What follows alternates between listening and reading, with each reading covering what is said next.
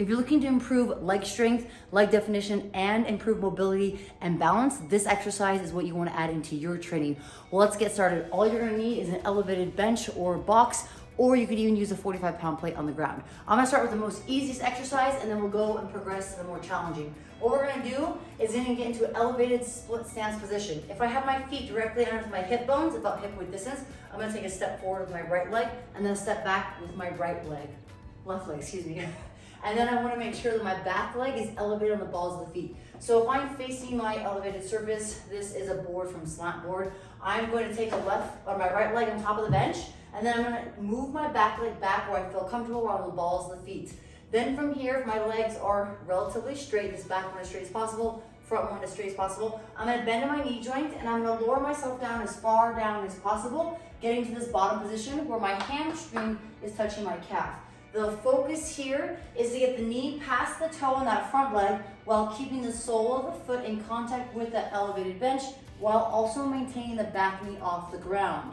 I have a slight bend in the knee and that is fine, but what you want to avoid is bending the knee so that it hits this back part of the board or even the floor. The full range of motion movement without the board looks like so. I get into that split stance here, elevate the back foot, bend my knee, get my hamstring to touch my calf, back knees off the ground, and I'm gonna press off that front leg to a standing split position. So when you come and add the board in, this makes it a little bit easier. It's very important to learn how to regress or progress movements. If you're new to my channel, I'd love your guys' support by subscribing and sharing this video. It is helpful for others. So let's go over the other two variations with this movement. So again, easiest is elevated on a box or bench that's off the floor. I'm gonna push myself off the balls of the feet, lower myself down as low as I can, and then extend out. I'll give you guys an example rep scheme here shortly. You'll do X number of reps on one leg, then you'll switch. Same thing on the other side, going all the way down and all the way back up. Again, you want to try to keep the hips focused square forward versus twisting and rotating. So again, this is going to improve balance, also improve flexibility of the hips, as well as single leg strength, leg definition, and building more strength in that single leg component versus two legs at the same time, i.e. a back squat. Now, if that's pretty easy, you're gonna go to a lower object or lower mat or bench or box. Same thing, going all the way down, pressing all the way back up. Again, switch. Now, like I demonstrated earlier, if you're able to do it on the floor, that's great. I'm gonna show from a front version. Again, feet are about hip width distance. If you feel unbalanced, go a little wider to about shoulder width distance.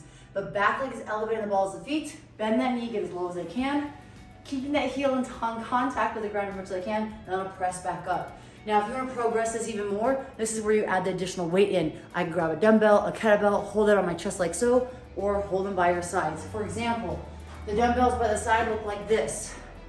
I get set up, I split squat down and back up, then I'll get X number of reps on one arm, X number of reps on the other arm. Now, before I forget, if you guys are looking for a solid training shoe to use inside the gym or outside the gym, I recommend grabbing the Ballistic Trainer from GoRuck. They have Black Friday sales as well as Cyber Monday sales that are going to be coming out right now. So highly recommend checking it out. You can click the link below and go directly to my Trend store, and that will give you the 10% off. Or if you want, you can go to GoRuck's website.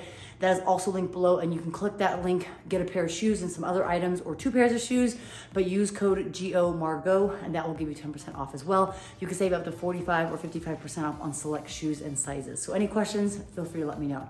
All right, so here's an example of a workout that you could do if you're learning this movement or starting to incorporate it. You'll do 5 reps on one leg, switch 5 reps on the other leg, and you'll do and perform 5 sets with about 2 minutes, 90 seconds rest between it.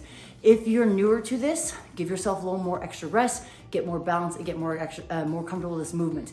If you feel like you can progress, then you could do 5 sets of 5 or 5 reps on each leg for 10 sets. So that's 50 total reps. You can also add weight to this movement to make it more challenging. Again, you're gonna improve your flexibility of your hips, you're gonna improve balance as well as leg definition and leg strength. So you're getting kind of a 3-for-1 with this movement. Highly recommend incorporating into your routine. Any questions, leave a comment below. If this was helpful, I would really love your support by sharing and letting other people hopefully find this information beneficial for them.